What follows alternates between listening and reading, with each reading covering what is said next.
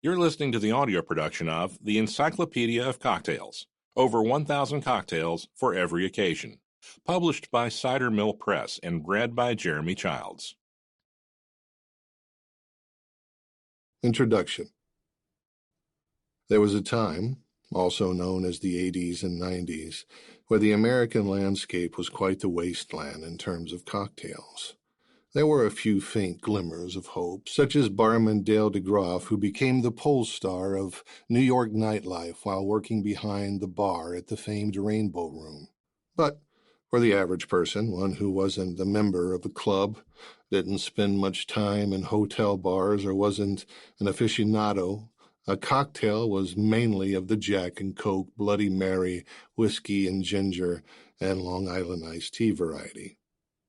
Sure, these cocktails did the trick, i.e., got you drunk, but from the standpoint of flavor and from the perspective of the cocktail renaissance we're living through today, one wouldn't even bother to nurse a hangover with these antiquated concoctions. Be glad those days are long gone.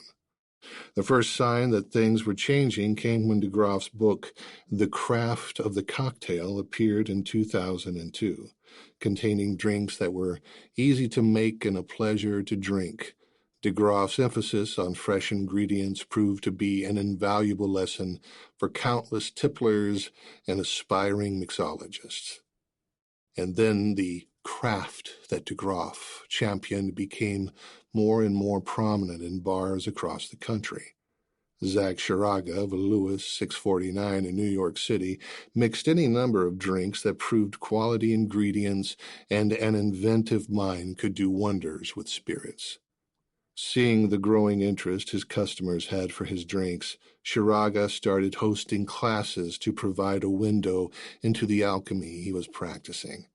The class was called Cocktail 101, How to Mix Cocktails at Home, and it worked through a few basic cocktails, the Martini, Pim's Cup, Daiquiri, Manhattan, and the Negroni. Shiraga stressed things like the importance of ice. Back then, for most folks, ice was little more than frozen water used to keep drinks cold. But Zach saw it as a crucial component of mixing cocktails, believing that utilizing bigger pieces of ice was guaranteed to produce better results than the convenient slivers issuing from the dispenser on your refrigerator.